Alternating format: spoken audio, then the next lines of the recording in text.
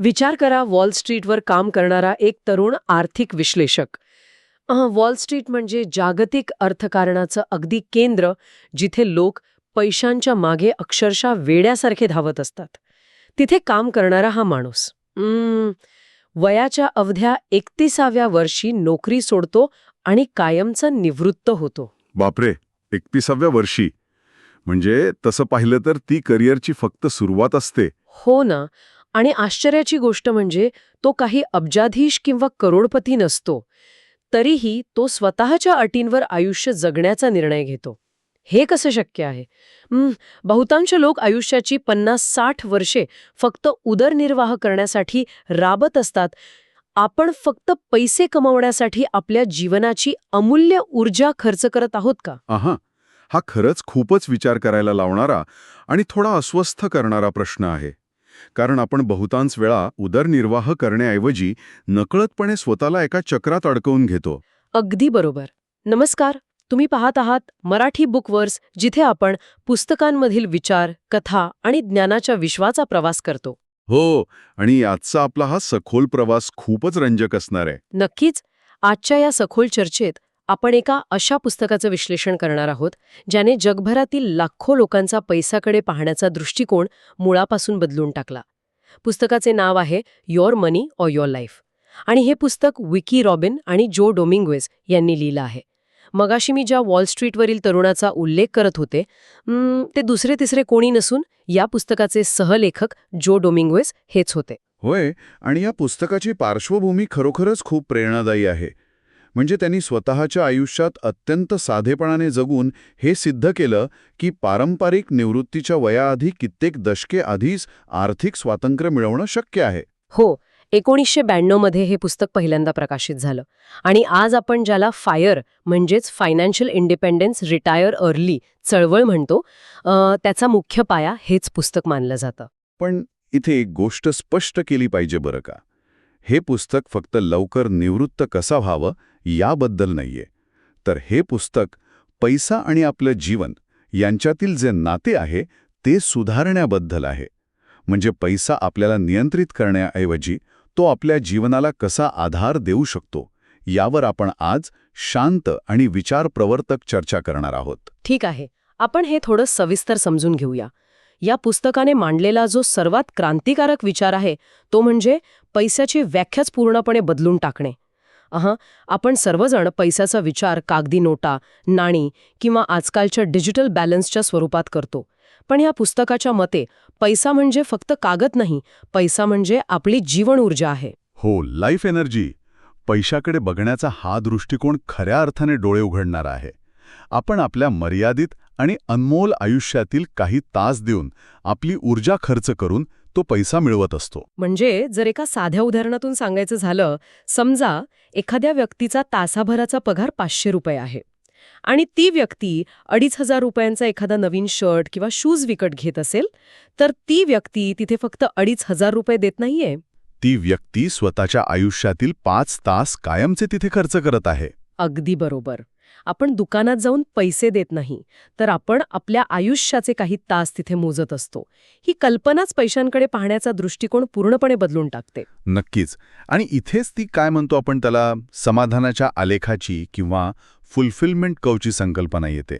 हा आलेख आपल्याला दाखवतो की पैसा आणि आपला आनंद यांचा संबंध नेमका कसा काम करतो. म्हणजे सुरुवातीला जेव्हा मूलभूत गरजा पूर्ण होतात तेव्हा समाधान वाढतं असं काहीसं. हो, सुरुवातीला आपण अन्न, वस्त्र, निवारा यांसारख्या मूलभूत गरजा पूर्ण करण्यासाठी पैसे खर्च करतो, तेव्हा आपला समाधानाचा स्तर अतिशय वेगाने वाढतो. त्यानंतर आपण थोडे अधिक पैसे खर्च करून सुखसोयी घेतो, त्यातूनही समाधान मिळतं. पण यात एक विशिष्ट बिंदू येतो, ज्याला पुस्तकात पुरेसा किंवा इनफ पॉइंट म्हटलं आहे. अच्छा, इनफ पॉइंट? हो. एकदा का आपण या पुरेशा बिंदूवर पोहोचलो की त्यानंतर आपण कितीही अधिक वस्तू खरेदी केल्या तरी त्यामुळे आपल्या समाधानात कोणतीही भर पडत नाही. उलट अनावश्यक वस्तूंमुळे घरात पसारा वाढतो, एक प्रकारचा ताण येतो आणि मानसिक रिकामेपणा वाढू लागतो. म्हणजे अधिक पैसा आणि अधिक वस्तू म्हणजे अधिक आनंद, हा आपला जो गैरसमज आहे त्याला हा आलेख थेट आव्हान देतो. आणि तसं पाहिलं तर या विचारांचा उगम खूप जुना आहे. 19व्या शतकातील हेनरी डेव्हिड थॉरो यांसारख्या विचारवंतांमध्येही पाळेमुळे आढळतात. त्यांनी वॉल्डन या त्यांच्या प्रसिद्ध पुस्तकात साध्या जीवनाचं महत्त्व समजावून सांगितले आहे. अगदी बरोबर. थोरो यांचं एक अतिशय प्रसिद्ध वाक्य आहे की बहुतांश लोक मूक निराशेचे जीवन जगतात. लोक फक्त काम करतात, बिले भरतात आणि आतून पूर्णपणे रिकामे असतात. आणि हाच विचार पुढे ऐच्छिक साधेपणा किंवा व्हॉलंटरी सिम्प्लिसिटी चळवळीतही दिसून येतो. हो, your money or your life या पुस्तकाने याच तत्वज्ञानाला एका आधुनिक चौकटीत बसवलं. पण आता इथे एक प्रश्न उभा राहतो. हे तत्वज्ञान ऐकायला खूप छान वाटतं, पण हे प्रत्यक्षात कसं आणायचं? त्यासाठीच या पुस्तकात एक अतिशय व्यावहारिक असा 9 पायऱ्यांचा कार्यक्रम दिला आहे. त्याची सुरुवात होते भूतकाळाशी समेट करणे या कल्पनेने. यात आत्तापर्यंत आपण एकूण किती कमावले आणि सध्याची आपली एकूण संपत्ती किती आहे याचा कोणताही पूर्वग्रह न ठेवता ताळेबंद आखायचा असतो. हे थोडं धक्कादायक असू शकतं, कारण आपण लाखो रुपये कमावलेले असतात पण शिल्लक काहीच नसतं. हो ना. आणि त्यानंतर येते दुसरी आणि अत्यंत महत्त्वाची पायरी, आपला खरा प्रतितास पगार किंवा रिअल आवरली वेज काढणे. ही पायरी खूप लोकांचे खऱ्या अर्थाने डोळे उघडते. पगार 60,000 रुपये आहे. महिन्याचे 20 कामाचे दिवस धरले तर दिवसाला 3,000 रुपये होतात. 8 तासांची नोकरी धरली तर तासाला साधारण 450 रुपये मिळतात असा आपला समज असतो. वरवर पाहता हे गणित खूप छान वाटतं, पण हे पुस्तक सांगतं की थांबा, यात लपलेले खर्च आणि लपलेला वेळ आधी वजा करा. सर्वात आधी टॅक्स वजा करा. त्यानंतर ऑफिसला जाण्यासाठी आणि येण्यासाठी लागणारा 2 तासांचा वेळ. म्हणजे आता तुमचे कामाचे तास 8 राहिले नाहीयेत, ते 10 झाले आहेत. हो, आणि त्यानंतर प्रवासाचा खर्च, पेट्रोलचा खर्च, कामावर घालण्यासाठी लागणारे विशेष आणि महागडे कपडे, ऑफिसमध्ये असताना बाहेरून मागवलेला चहा कॉफीचा खर्च. अगदी बरोबर. आणि या व्यतिरिक्त एक मोठा खर्च असतो जो आपण कधीच कामाशी जोडत नाही, तो म्हणजे कामामुळे येणारा मानसिक ताण दूर करण्यासाठी आपण जो खर्च करतो. म्हणजे शुक्रवार आलं की ऑफिसच्या ताणातून सुटका मिळवण्यासाठी आपण जे महागड्या रेस्टॉरंटमध्ये जातो ते सगळं. हो, किंवा वीकेंडला कुठेतरी ट्रिप काढतो किंवा स्वतःलाच बक्षीस म्हणून महागड्या वस्तू घेतो. हा सगळा खर्च त्या पगारातून वजा करा. आणि वीकेंडला ऑफिसचे ईमेल तपासण्याचा वेळ, हे सगळं कामाच्या तासांमध्ये मिळवा. बापरे, जेव्हा आपण हे सर्व गणित करतो तेव्हा लक्षात येतं की तो 3,000 रुपये दिवसाचा पगार प्रत्यक्षात फक्त 1,500 रुपये उरला आहे आणि कामाचे 8 तास प्रत्यक्षात 12 तास झाले आहेत. हो, म्हणजे जो पगार तासाला 450 रुपये वाटत होता, तो खरा पगार तासाला फक्त 125 ते 150 रुपयांवर येऊन थांबतो. हे खरोखरच अंगावर काटा आणणारं गणित आहे. आणि या खऱ्या पगाराचा आकडा आल्यानंतर पुस्तकातील पुढचा नियम सांगतो की आपल्याला आपल्या खर्चाचा एक एक पैसा लिहून ठेवायचा आहे. पण खरं सांगा, मला इथे एक मोठा प्रश्न पडतो.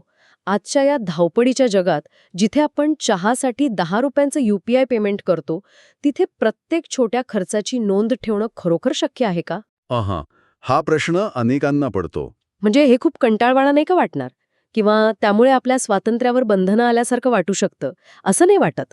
यात सर्वात आश्चर्यकारक गोष्ट म्हणजे हे कोणतंही बंधन किंवा जाचक नियम नाहीये. ही एक प्रकारची जागरूकता आहे. पुस्तकात स्पष्टपणे सांगितलं आहे की हे सगळं कोणत्याही अपराधीपणाशिवाय किंवा संकोचाशिवाय करायचं आहे. No shame, know blame. आपण फक्त एक निरीक्षक व्हायचं आहे. अच्छा, म्हणजे भौतिकशास्त्रामध्ये जशी ती ऑब्झर्व्हर इफेक्टची संकल्पना असते तसं काहीसं? अगदी तेच. ज्यामध्ये केवळ एखाद्या गोष्टीचं निरीक्षण केल्याने त्या गोष्टीचं वर्तन बदलतं. पैशांच्या बाबतीतही असंच होतं. जेव्हा आपण प्रत्येक खर्चाची नोंद ठेवतो तेव्हा आपण नकळतपणे विचार करू लागतो. केवळ 6 महिने सवयीनं असा मागोवा घेतल्यास लोकांचा अनावश्यक खर्च आपोआप 20 ते 25% कमी होतो. म्हणजे त्यासाठी वेगळी शिस्त लावण्याची गरज पडत नाही. जेव्हा एखाद्याला जाणवतं की अरे, हा 250 रुपयाचा कॉफीचा कप विकत घेण्यासाठी मी माझ्या आयुष्यातले खरे 2 तास खर्च करतेय, तेव्हा तो खर्च आपोआप थांबतो. हो, बरोबर. पण केवळ पैशांचा मागोवा घेऊन चालणार नाही, तर तो खर्च योग्य कारणासाठी होतोय का, हे तपासणंही महत्वाचं आहे. त्यासाठी पुस्तकात खर्चाची वेगवेगळ्या पटांत विभागणी करायला सांगितली आहे आणि स्वतःला 3 महत्वाचे प्रश्न विचारायला सांगितले आहेत. हे प्रश्न म्हणजे एका आरशासारखे आहेत. हो. पहिला प्रश्न, या खर्चामधून खरोखर तेवढं समाधान किंवा मूल्य मिळालं का? दुसरा प्रश्न, हा खर्च माझ्या जीवनातील मूल्यांशी आणि ध्येयांशी सुसंगत आहे का? आणि तिसरा प्रश्न, जर मला पैशांसाठी नोकरी करावी लागली नसती तर हा खर्च असाच राहिला असता का? या प्रश्नांमुळे आपली जीवनशैली आणि खऱ्या गरजा यातील तफावत दूर होते. अगदी बरोबर.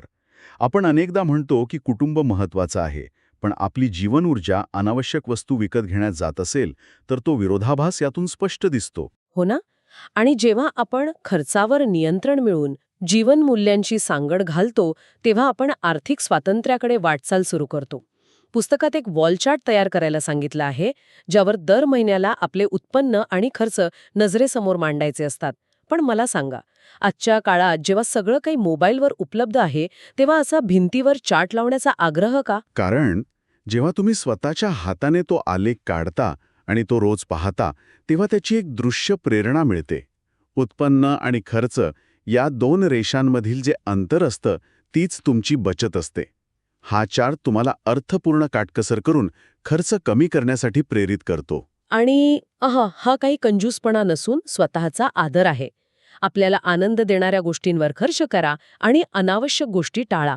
आणि या सगळ्याचा अंतिम टप्पा म्हणजे तो क्रॉसओव्हर पॉइंट. हो, 8वी पायरी. हा तो क्षण असतो जेव्हा गुंतवणुकीतून मिळणारे मासिक उत्पन्न हे तुमच्या मासिक खर्चापेक्षा जास्त होते. या वॉल चार्टवर जेव्हा गुंतवणुकीतून मिळणाऱ्या उत्पन्नाची रेषा खर्चाच्या रेषेला ओलांडून वर जाते, तेव्हा तो क्रॉसओव्हर पॉइंट असतो. येथून पुढे पैशासाठी काम करणं पूर्णपणे ऐच्छिक होते. म्हणजे खऱ्या अर्थाने आर्थिक स्वातंत्र्य. पण यामुळे एक अतिशय महत्वाचा प्रश्न निर्माण होतो. 9व्या पायरीत सुरक्षित गुंतवणुकीबद्दल सांगितले आहे. या गुंतवणुकीचे संरक्षण कसे करायचे? या पुस्तकात सुरक्षिततेचे 3 स्तंभ मांडले आहेत. पहिला म्हणजे कॅपिटल किंवा गुंतवणूक भांडवल. दुसरा स्तंभ आहे कुशन, म्हणजे किमान 6 महिन्यांचा आपत्कालीन निधी जो रोख स्वरूपात असतो. अच्छा, म्हणजे अचानक काही मोठा खर्च आला तर मूळ गुंतवणुकीला हात लावण्याची गरज पडू नये म्हणून. अगदी बरोबर. आणि तिसरा स्तंभ आहे कॅश, म्हणजे मोठ्या किंवा आधीच माहीत असलेल्या खर्चासाठीची बचत. पूर्वी लेखकांनी ट्रेजरी बॉन्ड सुचवले होते, पण आता फायर चळवळीनुसार लोक इंडेक्स फंड्स आणि रिअल इस्टेटचा वापर करतात. पण हे पैसे आयुष्यभर पुरतील हे कसं ठरवायचं? त्यासाठी ट्रिनिटी स्टडी आणि 4% नियम याचा संदर्भ येतो. भूतकाळातील आकडेवारीनुसार जर आपण आपल्या एकूण गुंतवणुकीतून दरवर्षी सुरक्षितपणे 4% रक्कम काढली, तर ते पैसे पुढील अनेक दशके टिकून राहण्याची दाट शक्यता असते. पण जर आपण याला एका व्यापक दृष्टिकोनातून जोडले, तर हे फक्त आकडेमोड नाहीये.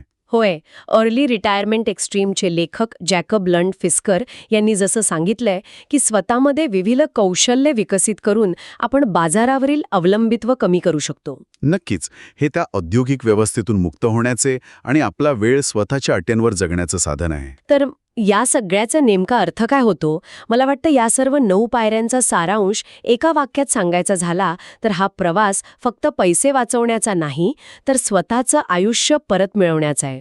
अगदी तंतोतंत. पैसा की आयुष्य असा जेव्हा पर्याय दिला जातो, तेव्हा आपल्याला एकाची निवड करण्याची गरज नाही. योग्य जागरूकतेने आपण दोन्ही निवडू शकतो. हो ना, पैसा हे फक्त एक साधन आहे. तर जाता जाता श्रोत्यांसाठी एक अतिशय विचारप्रवर्तक प्रश्न. जर तुम्ही तुमचा क्रॉसओव्हर पॉइंट आजच गाठलात आणि उद्यापासून पैशाची चिंता नसेल, तर उद्या सकाळी उठल्यावर तुम्ही तुमची अमूल्य जीवन ऊर्जा नेमकी कोणत्या कामात किंवा छंदासाठी गुंतवाल? हां, खरंच स्वतःला विचारण्यासारखा प्रश्न आहे. नक्कीच. आजचा मराठी बुकवर्स 6 प्रवास इथेच थांबूया. पुन्हा भेटूया एका नव्या पुस्तकासोबत. नमस्कार. नमस्कार.